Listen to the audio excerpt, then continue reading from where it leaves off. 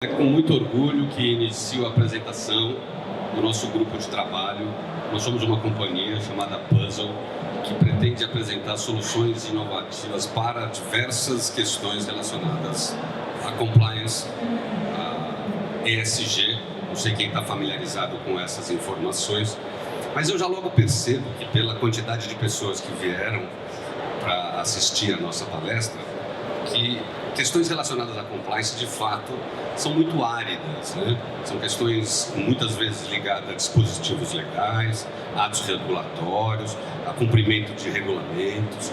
E todas essas questões muitas vezes são delegadas a departamentos da empresa que não tem muita relação com quem está no dia a dia. E o mais importante de tudo, que é a nossa sugestão, é de que seja rompida essa barreira. Porque o compliance faz parte do dia a dia das empresas. Aqui, nós pretendemos, de alguma forma, delimitar a nossa apresentação ao compliance aplicado às atividades de varejo. Estamos aqui numa grande feira, são centenas de expositores, marcas mundialmente famosas e que muitas delas passam por questões reputacionais que diversas vezes podem prejudicar o bom nome que a empresa consolidou ao longo de muitos anos de suas atividades empresariais. Essa é a nossa intenção e é por isso que estamos aqui hoje.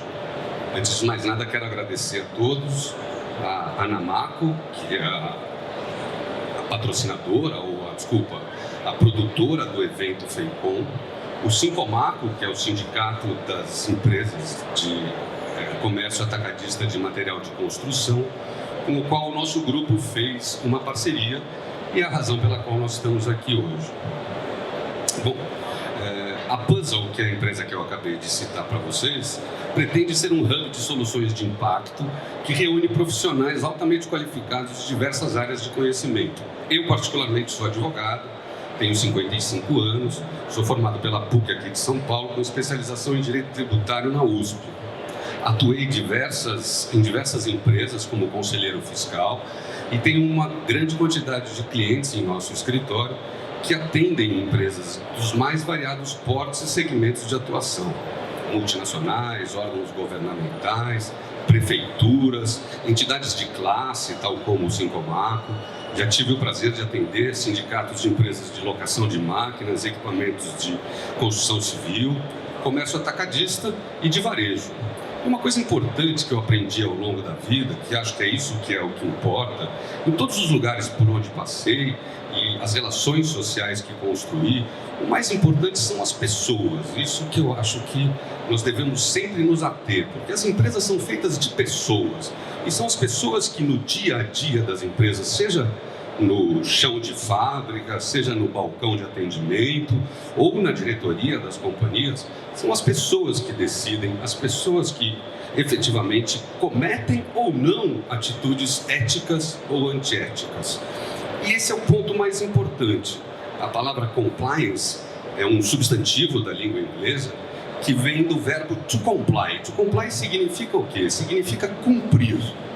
Cumprir as exigências legais para que as empresas estejam em conformidade. Estar em conformidade é preencher requisitos necessários para exercer determinadas atividades. Vou dar um exemplo, por exemplo. Escritório de advocacia só pode ter como sócio 2 advogados. Não existe a possibilidade de um escritório de advocacia ser formado por um engenheiro e um advogado. Os 2, obrigatoriamente, precisam ser engenheiros. Isso é o cumprimento de uma ordem, de um dever legal, porque obrigatoriamente só advogados é que podem advogar. Isso não é específico da classe de advogados. Entre engenheiros, entre contadores, entre veterinários, economistas, em todos os setores da atividade intelectual humana, existem essas restrições, que a gente chama entidades de classes ou conselhos regionais. Nós temos o Conselho Regional de Contabilidade, o Conselho Regional de Medicina, e temos a OAB. A OAB é que regula essas questões em relação aos advogados. Não chamam conselhos, mas é efetivamente a ordem dos advogados. Na língua inglesa, eu me reporto muito à língua inglesa porque a maioria das disposições de compliance são exemplificadas com termos em inglês. utiliza-se a palavra commitment. Commitment, na verdade, é um comprometimento. Esse comprometimento, na verdade, é o que liga duas pessoas em uma relação contratual. O comprador e o vendedor, o inquilino e o proprietário do imóvel. Em todas as relações existem o compromisso entre as partes. E o commitment nada mais é do que esse compromisso. No direito brasileiro, a gente chama de princípio da boa-fé das partes contratantes, que no direito inglês eles chamam de ethical commitment. O que seria ethical commitment? É o comprometimento ético. Por quê? O que seria a ética? Na verdade, a ética é a base de todo o compliance. Quem não age com ética é uma pessoa que efetivamente não cumpre com aqueles requisitos que a sociedade estabelece para que a gente possa viver em harmonia na sociedade. O compromisso ético advém dessa postura que, na verdade, é um conjunto de princípios ligados às ações das pessoas que definem quais podem ser consideradas corretas ou incorretas, dizendo o que é certo ou o que é errado. Obviamente que tudo isso dentro de um contexto histórico. Esse contexto histórico é muito importante, porque imagine uma situação em que, no começo do século passado, era muito possível que um homem de 30 anos se casasse com uma moça de 13 anos. Isso era muito normal.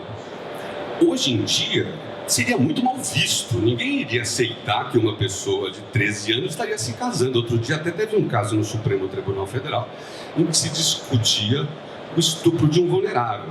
Essa é a palavra em português, na definição do Código Penal, que estabelece quando há ato sexual com uma criança, com uma pessoa vulnerável, menor de 14 anos. Mas no passado isso era aceito, era comum. Posso até dizer, a minha avó casou com 12 anos. Isso era comum. Hoje não é mais aceito. Então, por isso é sempre importante a gente delimitar o contexto histórico em que, inserida determinada pessoa, vai praticar um determinado ato. A ética, ela muda ao longo do tempo. Para fazer um apanhado histórico, a gente pode rememorar aqui que a ética foi criada, a primeira denominação de ética é um livro de Aristóteles, 330 anos antes de Cristo, que chamava-se Ética Nicômano. Nesse livro, Aristóteles tenta de alguma forma definir o que naquela época seria compreendido como ética, mas que continua válido até hoje. Porque, no fundo, o ser humano sempre está buscando o bem-estar, o ser humano está buscando a felicidade. E a felicidade é a função principal das ações humanas. Ninguém faz nada para ficar triste, via de regra, né? A não ser que o sujeito esteja muito depressivo, né? Aí eu concordo que ele possa fazer, mas via de regra não. Via de regra, o ser humano busca a felicidade. Esse é o bem maior desejado pelos homens.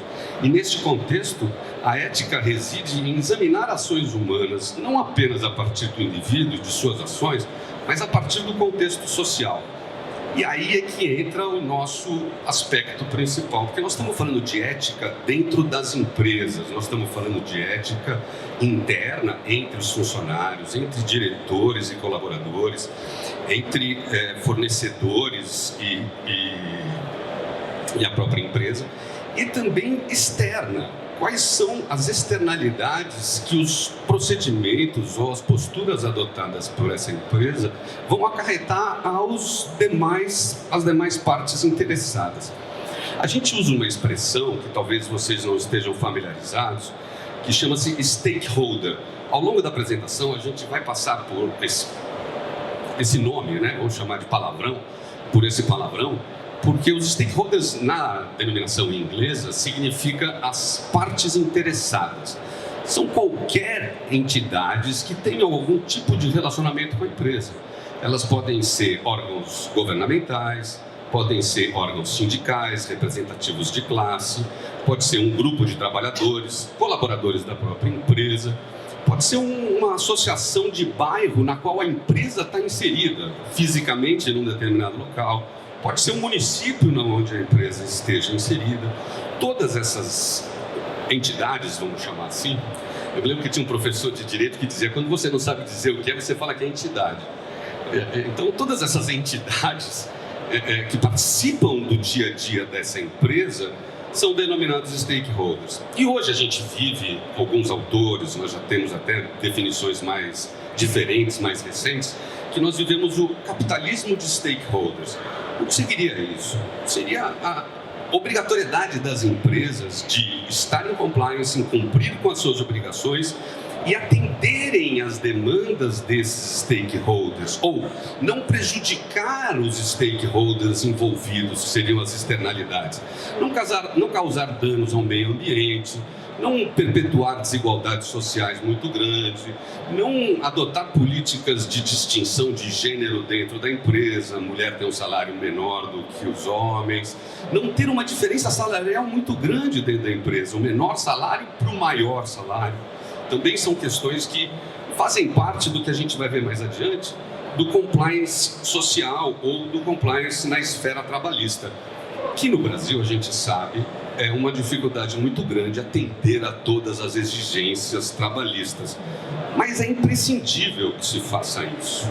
É imprescindível que a empresa tenha controles internos rígidos para que ela esteja em compliance, para que ela cumpra todas as suas obrigações e para que o mercado aceite ela como uma empresa ética, como uma empresa que efetivamente faz compliance.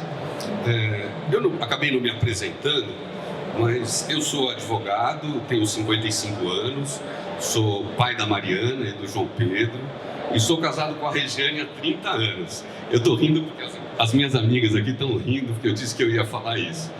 E é engraçado porque eu falo que eu sou casado há 30 anos, mas eu casei em 96, então são 28 anos, não são 30. Só que eu fui morar na casa da minha namorada 2 anos antes, então nós moramos juntos 2 anos. E para mim, foi quando eu fui morar na casa dela que eu casei. Eu não casei quando eu assinei o papel. Então eu digo que agora, em agosto de 2024, eu completo 30 anos de casado. Isso é um exemplo ético, eu entendo assim. Eu falo, eu sou casado há 30 anos. Por quê? Porque eu estou junto com ela há 30 anos. Mas efetivamente, como advogado, eu só posso dizer que eu sou casado há 28 anos, porque foi quando nós celebramos o matrimônio na frente de todo mundo, assinamos os papéis, inclusive com testemunhas que assinaram conjuntamente, né? Tem aquela piada engraçada que se casamento fosse bom não precisava de contrato, né? Mas é um contrato, não tem dúvida, e o matrimônio efetivamente é uma das coisas mais bonitas que existe nessa vida. Eu estou até emocionado aqui. Eu tenho muito orgulho da minha família, dos meus filhos, da minha esposa, e é com grande satisfação que faço essa colocação aqui na nossa apresentação. Bom, vamos lá. Aqui é um breve roteiro do que vai ser dito, o que é compliance, eu já falei um pouco aqui na minha introdução, como estruturar isso numa pequena e média empresa, e isso é muito importante, né? Nós temos aqui empresas de capital aberto, grandes corporações, empresas que fazem parte de grupos econômicos bilionários, que são multinacionais extremamente reconhecidas. Todas elas têm programas de compliance, têm programas de governança e já têm estruturado dentro do seu, como é que eu posso dizer, dentro da sua estrutura organizacional todas essas questões. E eu tenho certeza, porque já vivenciei isso no passado, que muitas pequenas e médias empresas, que talvez alguns de vocês façam parte, efetivamente não têm isso e sofrem muito no dia a dia pelo fato de não ter isso. E é importante que se estruture uma política interna e também externa de compliance, porque com certeza isso vai ser uma forma de alavancar as suas vendas no varejo. E no final faço uma apresentação de uma lição para o futuro, que seriam sugestões de como adotar esses procedimentos internamente na empresa. Bom, o que é compliance, né? Eu fiz algumas anotações que eu vou ler aqui rapidamente, que dizem respeito mais ou menos àquilo que está no slide, tá? O compromisso ético é o princípio mais fundamental do compliance, até como eu já disse anteriormente, né? O compliance é um substantivo da língua inglesa que deriva do verbo to comply e significa cumprir obrigações. Em outras palavras, compliance significa estar em conformidade com as regras, as normas e as leis que regem determinada atividade empresarial. Temos subdivisões apenas para organizar e facilitar a compreensão dentro das tarefas da empresa. Então, nós teríamos internamente um compliance financeiro-administrativo que diria respeito a questões de governança, demonstrações financeiras, cumprimento de obrigações, inclusive do ponto de vista tributário, que delimitam aspectos financeiros da empresa e administrativos, como o organograma, aquela questão que eu falei da divisão, de não ter equiparação salarial entre pessoas no mesmo departamento, mas com salários diferentes que exercem a mesma atividade, que diz respeito também ao compliance trabalhista, embora esteja diretamente ligado à questão da administração. Depois temos o compliance social, efetivamente, que é o cumprimento de todas as obrigações, não só trabalhistas, mas previdenciárias também. E aqui no Brasil nós temos inúmeros problemas com relação à arrecadação tributária, né? Eu digo tributário aqui do ponto de vista da previdência, daqueles encargos decorrentes da folha de salário, né? Depois temos também o compliance ambiental e o compliance tributário. No compliance ambiental é bom a gente destacar alguns pontos que recentemente foram colocados aí no dia a dia dos empresários, que são as questões relativas, por exemplo, à gestão de resíduos sólidos, a questão da logística reversa, a questão do protocolo de GHG. GHG é gases do efeito estufa, é Greenhouse Gas, que é a mitigação das emissões que a empresa faz ao longo da sua atividade laboral, atividade empresarial, e que precisam ser compensadas com alguma atividade que efetivamente venha a tornar aquela emissão net zero. A gente usa essa expressão, por isso que muitas expressões em inglês, né? Que é uma forma que a empresa compensa a poluição que ela causa. Isso está em pauta hoje em dia. A grande maioria das empresas exportadoras são obrigadas hoje a comprovar que estejam adotando medidas como essas para poderem proceder à exportação, por exemplo, de produtos para a Europa. Se você não cumprir essas exigências, as empresas na Europa não estão comprando mais por força dessas exigências mercadológicas. Antes a gente ouvia falar de barreiras fitossanitárias. Agora a gente ouve de barreiras ambientais, que fazem parte desse cumprimento das obrigações de compliance ambiental. É também importante destacar que, dependendo da atividade empresarial na qual a empresa estiver inserida, o comitê de risco desta empresa. O que seria o comitê de risco? Na verdade, é um grupo de trabalho interno da empresa que mapeia os riscos que a empresa pode ter interna ou externamente. Seria o que a gente chama de dupla materialidade, a materialidade interna e a materialidade externa. O ideal é que esse comitê de trabalho mapeie esses riscos e monitore isso para que não ocasione mais riscos ou para que mitigue a ocorrência desses riscos. É óbvio que se a empresa está focada em um determinado departamento, em determinada atividade empresarial, por exemplo, vou dar o exemplo de um hospital. Um hospital vai ter que ter um comitê de risco muito mais focado em erros médicos, em procedimentos de enfermagem, em erros de medicação e assuntos relacionados à atividade de saúde. Se você pega uma empresa de materiais de construção, que tem uma gama infinita de produtos, né? Você vai ter inúmeros setores que têm mais ou menos risco. Por isso é importante ter um comitê de gestão de risco muito bem estruturado dentro da companhia para poder mapear esses dados e ter essas informações a fim de evitar a ocorrência. Na verdade, o compliance aqui passa pela planificação, pelo planejamento, pela antecipação da ocorrência dos riscos que podem vir a acontecer. Até engraçado, eu tive ontem aqui na abertura da feira, né, na cerimônia de abertura, e depois saí para dar uma volta pela feira para ver inovações tecnológicas que diziam respeito à compliance. Interessante, porque tem uma rota de tecnologia aqui muito interessante, com diversos itens e diversas iniciativas no setor de tecnologia voltados para a construção civil. E eu identifiquei uma muito interessante, que eles utilizam, por exemplo, todos aqui devem saber que funcionários que trabalham no trecho, né, no trecho da obra, recebem, por exemplo, protetor solar.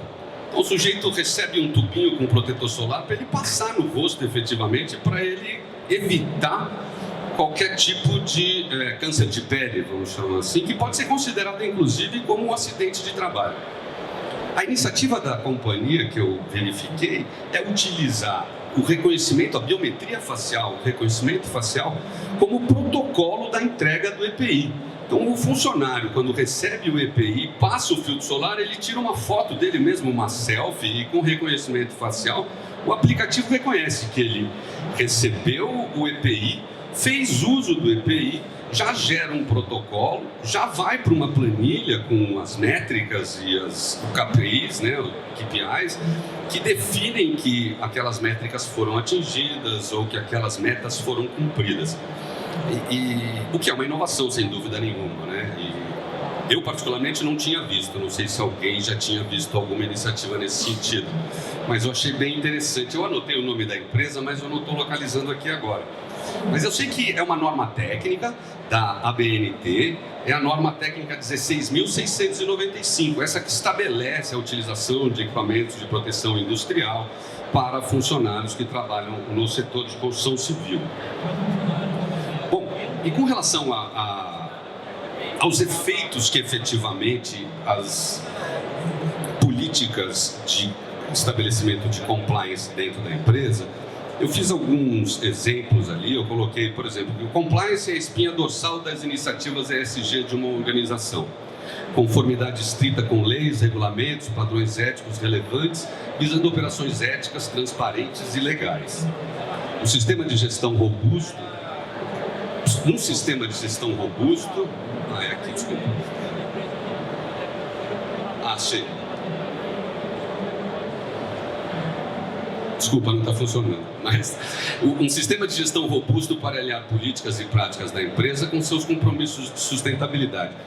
Evidentemente que a adoção de todas essas políticas resulta na redução de riscos de violações legais e reputacionais e promove, isso é o mais importante, a confiança dos stakeholders. Como eu falei no começo, o que é stakeholders? São todas as partes interessadas que efetivamente vão fazer negócio ou estão submetidas ou serão atingidas de alguma forma, direta ou indiretamente, pelas atividades da empresa. Um aspecto importante que, embora o compliance seja uma matéria relativamente nova, né, ela surgiu assim como se fosse uma política anticorrupção ou política anti-lavagem de dinheiro, né? Mas o compliance é muito mais do que isso. Ele envolve todas as esferas da empresa e exige um comprometimento por parte não só da liderança, mas de toda a equipe, 24 horas por dia, 7 dias da semana. E é algo dinâmico, é uma atividade que se transforma diariamente e deve obrigatoriamente ser perseguida com, como é que eu posso dizer, com a devida diligência, né? Que é o que está escrito no topo do slide. A lei das SAs, que é uma lei bem antiga, de 1976, ela vem sendo alterada ao longo dos anos. Hoje é uma verdadeira coxa de retalhos, porque muitos dispositivos foram introduzidos, outros foram suprimidos, e para você ter uma noção geral da lei, você precisa analisar diversos dispositivos legais. Mas um mais importante, que é o artigo 153, que exige dos administradores a devida diligência. E o que seria devida diligência, né? A gente chama isso de inglês, mais uma vez, de due diligence, que é efetivamente demonstrar aos acionistas, às partes interessadas, né? Na época da lei de 1976 não se falava esse negócio de parte interessada, era só para os acionistas e colaboradores da empresa. Mas hoje se aplica a todas as partes interessadas à empresa, que o administrador tem a obrigação de gerenciar, administrar, obviamente. É claro que todo administrador quer mostrar lucro, mas ele também é obrigado a apresentar prejuízo, ele também é obrigado a dizer as mazelas, os problemas e dividir isso com a sociedade. Ele não pode simplesmente só fazer a parte boa, que seria dar boas notícias, né? Eu sempre brinco que eu sou um portador de boas novas, mas não é verdade. Muitas vezes a gente tem que dar uma má notícia para o cliente e isso acontece bastante. Eu separei 3 exemplos, tem vários, mas eu separei esses porque eu entendi mais emblemáticos.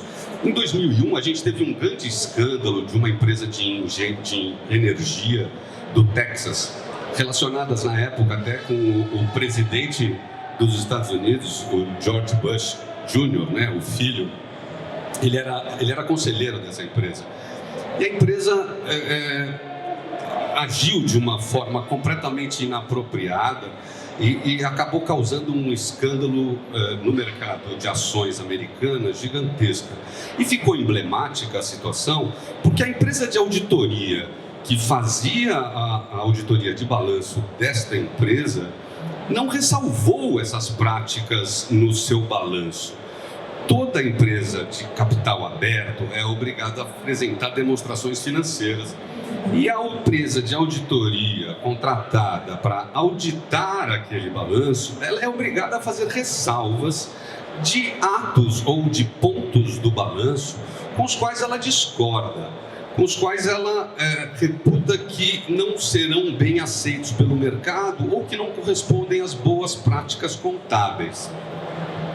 E a empresa, na época, era uma gigante de auditoria, que a gente chamava de Big Five, agora são Big Four, porque uma delas sumiu, que é a Arthur Andersen. Ela acabou sendo absorvida por outras empresas, Pricewaterhouse, Deloitte, KPMG, etc., que acabaram absorvendo a grande maioria dos funcionários da Arthur Andersen. Eu lembro bem disso porque, na época, eu trabalhava numa empresa de auditoria também, e muitos colaboradores da Arthur Andersen vieram trabalhar conosco. Isso ficou muito marcado na época, porque era uma empresa muito grande e ela não assumiu o erro, que é uma questão muito importante, é assumir o erro. Os seres humanos são sujeitos a causar erros, né? A gente não acerta sempre, mas o grande problema é você não assumir que errou. A Enron tinha errado e a Arthur Andersen convalidou o erro dela e depois, durante as investigações, ao invés dela colaborar com as investigações, ela tentou esconder documentos. Isso foi o mais grave. E aí foi o momento em que, efetivamente, ela entrou em colapso financeiro. Financeiro não, né? Reputacional. E acabou sumindo do mapa. Essa é a grande verdade, apesar de ser um gigante da auditoria naquela época. E o mais emblemático de tudo é que isso deu origem a uma nova lei, que é uma lei também de governança nos Estados Unidos, que acabou sendo utilizada no Brasil também e em vários outros países, que é a lei Sarbanes-Oxley.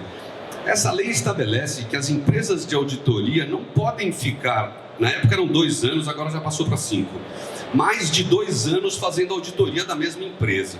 Então, vamos supor, a Arthur Andersen fazia da Enron, ela só pode fazer por 2 anos. Daqui 2 anos tem que vir uma outra empresa de auditoria, não pode ser a mesma, exatamente para que esse rodízio faça com que outros auditores auditem o trabalho dos auditores anteriores. E um outro aspecto também importante, porque diz respeito a essa questão da Enron, que é a questão tributária. A empresa de auditoria que faz consultoria tributária, que vai lá e fala, olha, esse imposto, se você classificar ele de outra forma, você vai pagar menos. Existem algumas, como é que se diz? Eu não gosto de usar a expressão brechas da lei, que brecha parece algo meio espúrio, mas existem questões de interpretação semântica que muitas vezes fazem com que determinada imposição tributária seja classificada de outra forma e acabe acarretando numa maneira diferente ou num montante diferente de pagar, menos imposto. Essa orientação é feita pela consultoria tributária. E esta lei estabeleceu que quem faz consultoria tributária não pode fazer auditoria de balanço, exatamente porque existe um conflito de interesse. O auditor tem que dizer, olha, esse imposto foi pago a menos, porque classificaram desta maneira. E essa ressalva pode acabar acarretando algum tipo de problema para a empresa. Ou não. O que não pode é deixar de ressalvar. E esse conflito ético entre o consultor tributário e quem faz a auditoria de balanço impôs uma dicotomia. Dicotomia é divisão, né? Ou seja, quem faz auditoria não pode prestar consultoria tributária. Isso aqui no Brasil era muito comum, até porque aqui no Brasil o volume de discussões tributárias é muito grande, né? A gente tem aí a tese do século, a gente tem aí uma série de tributárias que envolvem bilhões de reais e que muitas vezes sequer são ressalvadas no balanço das empresas. E que, com certeza, se forem desfavoráveis à companhia, vão gerar um resultado negativo muito grande no balanço. Se for favorável, tudo bem, vai ganhar, não tem problema. Mas se for desfavorável, isso tem que estar provisionado no balanço e isso afeta o resultado e diminui o lucro. E, consequentemente, diminui o valor da empresa. Então, muitas vezes, a auditoria de balanço não quer fazer com que isso seja ressalvado para que não exista esse reflexo de diminuição. Por essas e outras questões é que a questão da consultoria tributária acabou sendo dividida com a auditoria de balanço. Aqui no meio, em 2013, eu cito o caso do escândalo das próteses ortopédicas, que eram não vou dizer que seria uma quadrilha, mas era quase isso.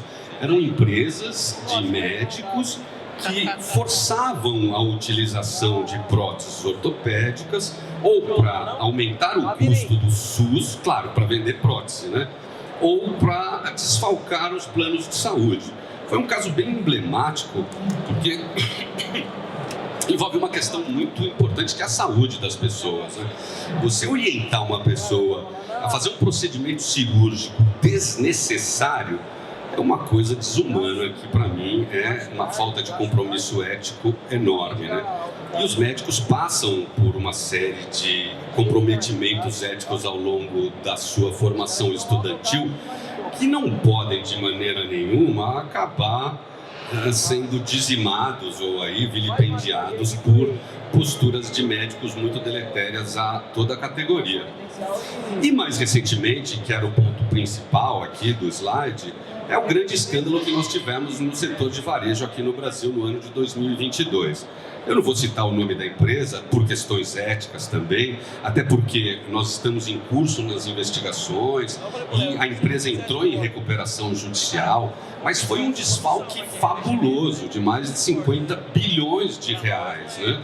E de um grupo econômico extremamente famosos, eram os famosos Golden Boys do mercado brasileiro, né? Eram diretores e conselheiros de empresas reconhecidamente como Midas, né? Pegavam empresas falidas e faziam elas virarem grandes, great business, né? Grandes negócios. E essa operação utilizava o que a gente chama de risco sacado, que é você vender os recebíveis para o banco a fim de aumentar a quantidade de lojas que você tem, utilizar esses recebíveis e cedê-los aos bancos, mas mantendo eles na coluna de ativos. Quando você cede um título ao banco e o banco te adianta o dinheiro, aquilo vira uma dívida para você, nunca um ativo. Isso não pode estar na coluna de lucro, isso tem que estar na coluna de despesas, ativo, passivo, e apuração do lucro real, que é o livro de apuração do lucro real que chama-se LALUR. E lá embaixo no LALUR estava aquele valor. Isso modificava o resultado e aumentava o EBITDA, né? EBITDA, não sei se todo mundo tem familiaridade com essa expressão, mas é Earning Before Tax, Depreciation and Valuation, que é a capacidade de geração de caixa da empresa. Então lá aparecia que a capacidade de geração de caixa da empresa era infinitamente maior do que aquela que efetivamente ela realizava. Na verdade, ela realizava aquilo, só que ela já tinha vendido aquilo. Ela tinha feito o que a gente chama de desconto de duplicata. Só que era um desconto duplicata generalizado, era a loja toda durante 5 anos. Então, esses reflexos acabaram não só com a reputação do próprio grupo, dos gestores do grupo, mas de todas as outras empresas do setor de varejo, concorrentes ou não daquela, que também atuavam da mesma forma, porque era uma prática comumente usada pelos bancos no Brasil e aceitas pelas empresas de auditoria. Isso que era o mais importante. Mas o que nos deixa mais tranquilos é que o CEO que assumiu a empresa, em menos de 2 meses, percebendo a falcatrua, vamos chamar assim, ou a fraude que ali estava sendo descortinada, publicou um fato relevante. Foi ao mercado, disse, olha gente, tem alguma coisa errada aqui, e colocou, como é que eu posso dizer, holofotes sobre a questão, fazendo com que aquela prática parasse de ser utilizada. E o mercado todo sofreu uma revolução enorme por conta dessas práticas abusivas, vamos chamar assim, do ponto de vista contábil, né? E o mais importante é que, para nós, eu entendo dessa forma, né, que atitudes éticas como o fato relevante predicado por esse CEO, que se deparou com práticas heterodoxas constantes do balanço da companhia, representam um firme propósito de transparência e comprometimento ético. É isso que a gente espera dos gestores e das lideranças. É muito importante, nesse processo todo, o papel da liderança, né? Depois, num outro slide, a gente vai falar sobre isso, é aquilo que vem de cima para baixo. Se o líder não é um bom exemplo, efetivamente os liderados não terão bons exemplos do seu líder. Isso cria um ciclo vicioso. E o que a gente entende que deve ter é o contrário, né?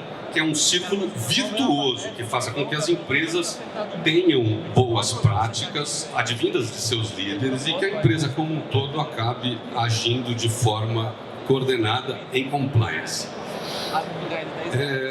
Aqui é um slide que eu tento de alguma forma mostrar, ou pelo texto, né, que muito texto no slide nunca é bom, né, mas como eu falei no começo, compliance é uma matéria muito árida, muito difícil de ser abordada, são questões legais e não dá para usar muita imagem, videozinho, esse tipo de coisa, né?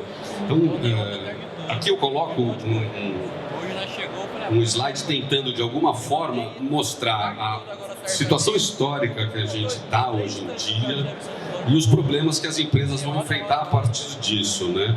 Alguns autores, antropólogos e sociólogos, estudiosos de economia, inclusive, já estabeleceram que a humanidade está vivendo um processo de transformação muito grande, né? O avanço tecnológico, a grande revolução das telecomunicações, o uso de celular. Hoje todo mundo filma, não tem como você passar desapercebido num lugar. Qualquer lugar que você vê tem câmera. Nós estamos 24 horas por dia policiados e vigiados, né? Mas, ao mesmo tempo, nós temos uma incerteza de qual vai ser o futuro, do que virá daqui para frente, a inteligência artificial e diversos outros fenômenos que vêm acontecendo, a nanotecnologia e tudo mais, que fazem com que a gente viva numa incerteza muito grande. E cunharam um nome chamado VUCA. Não sei quem já ouviu falar aqui do mundo VUCA. O mundo VUCA é um mundo volátil, uncertain, incerto, complexo e ambiguous. VUCA, que é volátil, incerto, complexo e ambíguo. Isso faz com que todos os planejamentos, os forecasts, que na língua inglesa significam planejamentos futuros, tenham que ser muito bem estudados, revisados, e todas as políticas ano após ano precisam ser revisadas, porque a gente não sabe efetivamente qual vai ser o futuro daqui a 5 anos, não se tem muita essa previsibilidade, né? Um exemplo disso é a alteração da dinâmica da posição, por exemplo, das 200 maiores empresas do mundo nos últimos anos. Há 30 anos atrás, as 10 maiores empresas classificadas pelo EBITDA eram outras. Não preciso nem dizer que o Google não existia há 30 anos atrás. Quem é mais velho como eu vai lembrar de empresas, por exemplo, como a Kodak ou a Xerox. São empresas que nem existem mais. Porque hoje em dia ninguém tem papel fotográfico. O papel fotográfico é usado no máximo para trabalhos medicinais ou em hospitais. A Kodak, que era um gigante do setor de fotografia, desapareceu. A Xerox, a mesma coisa. São empresas que eram empresas tecnológicas e que acabaram de uma hora para outra desaparecendo. Então, a questão da sustentabilidade do negócio se tornou uma premissa fundamental para qualquer empresário. Um objetivo a ser perseguido 24 horas por dia, 7 dias da semana. E pior, eu acho que, obrigatoriamente, todas as projeções precisam ser revistas mensalmente, diria, não só anualmente.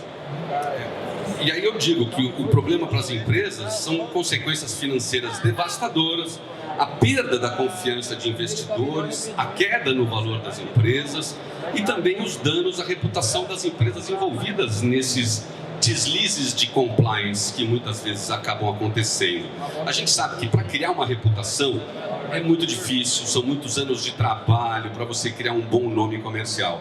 E para perdê-lo é uma questão de minutos, basta estalar o dedo, basta um videozinho feito por uma pessoa estranha na rua que acaba te prejudicando ou de alguma forma envolvendo a reputação da sua empresa de uma forma sem volta, vamos dizer assim, né? Bom, o papel da liderança. E aqui é um tópico importantíssimo que eu acho que deveria ser, seja como sócio, executivo, coordenador, chefe, independente da nomenclatura utilizada, o líder deve sempre iniciar a jornada de compliance. Deve partir da liderança essa questão do compliance. Dificilmente vem de baixo para cima, obviamente que ele vem de cima para baixo, né? E o líder deve iniciar a jornada, em outras palavras, o exemplo vem sempre de cima. Por óbvio que a conformidade passa pela implementação de um programa eficaz e deve se iniciar na alta liderança para garantir o sucesso da sua adoção dentro da empresa, né? A conformidade com as regulamentações ambientais, trabalhistas e de governança reduz a exposição a riscos legais, financeiros e reputacionais. É sempre melhor prevenir do que remediar. Essa é a ideia do compliance. Se não houver uma prevenção, um planejamento e um mapeamento dos riscos, como eu coloquei antes, nesse comitê de riscos internos da empresa, difícil... Opa! Eu apoiei aqui e mudei o slide. Dificilmente a gente consegue implementar um programa de compliance eficaz. O top of the bottom, é interessante a gente imaginar que as empresas devem demonstrar compromisso com a conformidade, liderar a avaliação de riscos, e isso compete às lideranças, aprovar políticas e procedimentos escritos de forma clara, você tem um manual de procedimentos internos da empresa e também externos, bem escrito, que seja do conhecimento de todos, e garantir que todos recebam treinamento. Alguns falam em educação continuada ou em programas internos de treinamento, que é muito importante. Todo mundo vem para a empresa já com o seu cabedal, com o seu conhecimento, com a sua formação, seja engenheiro, seja advogado, administrador, marketing, contador, seja lá qual for a especialidade do funcionário. É imprescindível que ele continue aprendendo com programas internos, seja de educação continuada ou de treinamento para novas atividades. Melhorias contínuas, que é exatamente o que eu estava dizendo antes, fazendo com que a empresa sempre esteja atenta a manter uma política eficaz de compliance que se faz no dia a dia. Ou melhor, se faz todos os dias, através de uma busca incessante de melhoria, juntamente com o controle contínuo das regras estabelecidas. A diretoria deve estar sempre comprometida com... agora eu achei, A diretoria deve estar sempre comprometida com a melhoria contínua do programa de conformidade, revisando regulamentos, suas políticas, procedimentos e práticas, promovendo comunicação aberta e transparente, monitorando, auditando processos e investigando denúncias. Isso é muito importante. A questão da investigação de denúncias internas dentro da empresa é algo muito delicado. Muitas das vezes, o funcionário, o colaborador que se sentiu prejudicado, ele tem receio de fazer a reclamação, ele tem receio de ir aos seus superiores para dizer e relatar aquilo que efetivamente está acontecendo.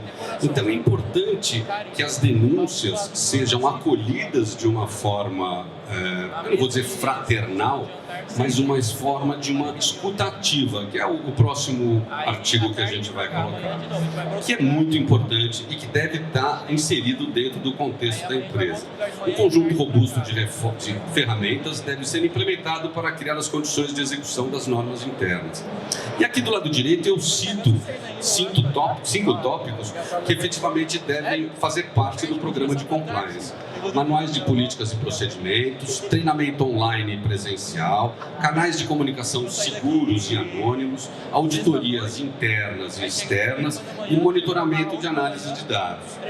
Apesar das diversas iniciativas que entendemos necessárias para implementar uma política de compliance nas organizações e que, sobremaneira, podem ajudar a alavancar suas vendas no varejo, dado o caráter reputacional envolvido, implementar um procedimento interno de escuta ativa é imprescindível. O que seria escuta ativa? É o meio pelo qual o empresário ou o dirigente, ou o diretor, ou o líder, ou o chefe, consegue escutar o seu colaborador, aquele que está no dia a dia da operação, que está no chão de fábrica, na linha de frente, e que sofre, ou melhor, e que recebe as demandas e pode trazer soluções aos problemas. É a partir daí, da identificação dos problemas, que pode-se passar à prevenção de retaliação e disfunções do procedimento operacional da empresa. Criação de uma cultura de conformidade interna, na medida em que você dá liberdade para que os colaboradores se sintam seguros em fazer as denúncias. E uma melhoria contínua, como a gente já colocou no slide anterior. Todos esses elementos garantem uma gestão de clima interno da empresa muito eficaz, né? Uma gestão de clima propicia a criação de um ciclo virtuoso no ambiente de trabalho, pois subentende colaboradores atentos, colaboradores satisfeitos e comprometidos com o propósito da organização. E, obviamente, que esse exemplo deve partir das lideranças e escorrer, eu quero dizer, no sentido de descer para todo o organograma da companhia, chegando aos colaboradores mais baixos da estrutura organizacional, acarretando o que a gente chama de alavancagem no varejo, que seria uma construção de confiança com os clientes, a redução de riscos legais e reputacionais, a melhoria da eficiência operacional e redução de custos, o aumento da competitividade e diferenciação de marcas, você vai se destacar em relação aos seus concorrentes, facilitação de expansão de parcerias de negócios e franquias, ferramenta de negócios para alavancar oportunidades. Por que eu cito a questão da franquia? Porque, embora as empresas, aqui a maioria, não sejam empresas de capital aberto, sejam pequenas e médias empresas, essas empresas, de um modo geral, conseguem expandir, conseguem aumentar a sua rede de lojas através do sistema de franquia, que nada mais é do que um sócio que você tem dentro da empresa. É um acionista. Se o franqueador não melhorar a visibilidade da sua marca, isso vai repercutir no franqueado, né? Por outras razões, os franqueados são obrigados a colaborar com a verba de marketing da empresa, né? Então, voltando, esse conjunto de iniciativas levarão seguramente à construção de uma relação de confiança com os clientes, vão reduzir os riscos legais, vai a melhoria da eficiência operacional e a redução de custos, vai acarretar numa diferenciação e aumento da competitividade da marca. Esse conjunto de fatores permite um raio-x preciso de uma percepção operacional melhor do negócio, permitindo alavancar oportunidades.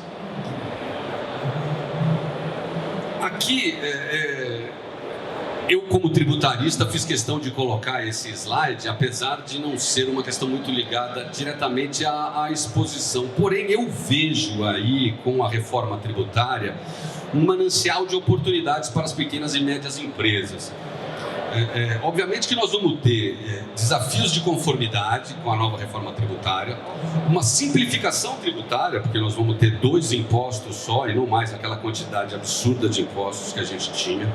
Vamos ter maior transparência para que o consumidor saiba efetivamente aquilo que está sendo pago quando ele adquire um produto, que muitas vezes não se sabia, porque você tinha impostos em cascata e uma série de outros tributos que sequer apareciam na composição do custo. Redução de custos, porque é um absurdo o que se vive na legislação brasileira. Um estudo do Banco Mundial aponta para o fato de que uma empresa no Brasil trabalha em média cerca de 1.500 horas para apurar, declarar e recolher tributos, o equivalente a 180 dias, quer dizer, é mais da metade do ano só para você cumprir todas as obrigações tributárias. uma uniformização dos impostos estaduais. Hoje no Brasil nós temos 24 estados e 24 ICMS diferentes. Para quem trabalha com alíquota interestadual aqui sabe disso. Então o ICMS de São Paulo é diferente do de Minas, que é diferente de Recife, que é diferente da Bahia, de Salvador. Recife não, desculpa, Pernambuco e etc.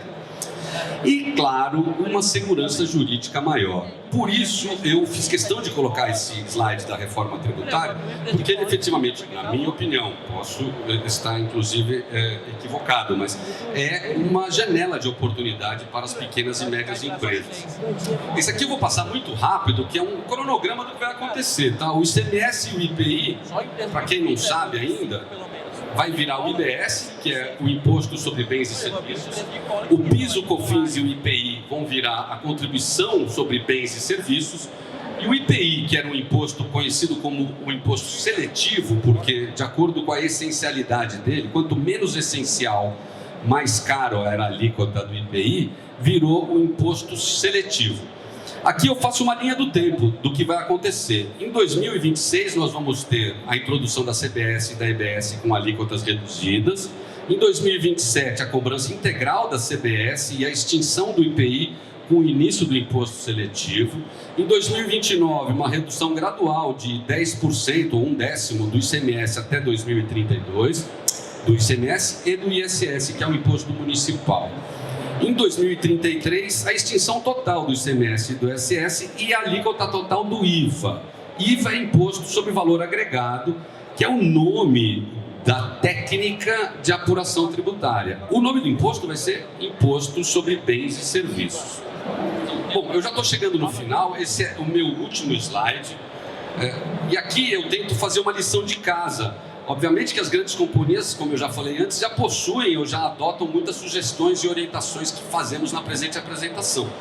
Todavia, as pequenas e médias empresas ainda estão iniciando sua jornada. Assim, sugerimos como forma de proteger a sua marca, o seu negócio, a sua empresa e assegurá-la de ocorrências reputacionais negativas, que você crie um grupo interno de trabalho na sua empresa, multidisciplinar, envolvendo RH, marketing, finanças, comercial e administrativo, para mapeamento dos riscos. Foi aquilo que eu falei no começo da apresentação, das internalidades e das externalidades. 2. Defina lideranças setoriais para as atividades de escuta ativa, auditoria, comunicação e principalmente LGPD. Para quem não sabe, a LGPD é a Lei Geral de Proteção de Dados, que já está em vigor há alguns anos aqui no Brasil, vem sendo extremamente desrespeitada. Eu comprei um apartamento recentemente e a construtora que me vendeu o apartamento deu meu nome para todo mundo, porque eu recebo gente que quer fazer fechamento de sacada, armários, móveis planejados, instalação de ar-condicionado, que mais? Tem uma série de produtos. Venda até de consórcio para quitação, porque hoje você consegue quitar com a carta contemplada de consórcio. Não param de me ligar administradoras de consórcio querendo vender carta de consórcio para eu poder quitar o apartamento, e ele já está quitado. Até a informação deram errada, mas pegaram pela LGPD. E eu estou pensando seriamente em advogar em causa própria, ter um burro como cliente, né? Então eu não vou fazer isso, mas eu vou contratar um advogado para poder processar a construtora, porque eu estou indignado com a quantidade de ligações que eu recebo por desrespeito à LGPD. E seria importante que seja estabelecido canais de comunicação internos e internos, íntegros, claros e assertivos, com políticas muito claras, com embalagens muito precisas e com informações claras e precisas. Eu falo essa questão da embalagem, até lembrei um aspecto interessante. Antes de vir para cá, eu passei no supermercado para comprar uma dúzia de ovos. Alguém já percebeu que a embalagem de ovos não tem mais uma dúzia? São 10 agora. Ninguém avisou. Você vai lá, você vai comprar uma dúzia de ovos, a caixinha parece igual, mas quando você abre tem só 10. Mas antes era uma dúzia, né? Se você pegar aquelas embalagens antigas de papelão, elas ainda são uma dúzia.